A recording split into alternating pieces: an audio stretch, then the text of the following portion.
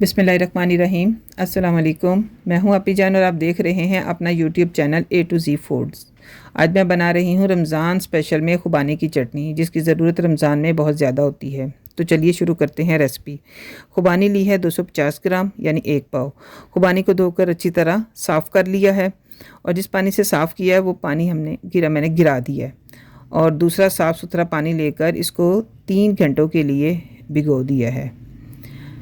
खुबानियाँ नरम हो गई हैं। खुबानियों को जिस पानी में भिगोया था उसी पानी के साथ पीस लेना है।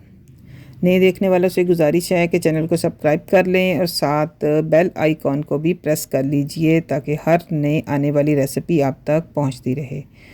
अच्छा, अब पिसी हुई खुबानियों को पतीली में डालकर पकाना शुरू कर दिया है।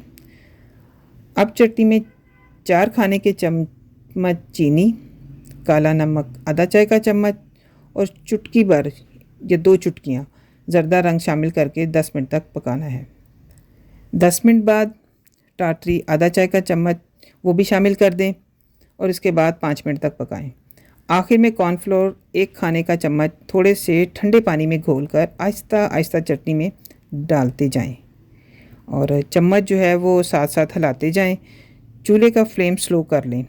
अब आखिर में चटनी को तकरीबन 5 मिनट तक पकाना है। चटनी तैयार है। चटनी का गाढ़ापन देखें, ज़बरदस्त मीठी मीठी चटनी तैयार है। रेसिपी पसंद आए तो लाइक करें, शेयर करें। नए देखने वालों से गुजारिश है कि चैनल को सब्सक्राइब कीजिए और साथ बेल आइकॉन को भी प्रेस कीजिए।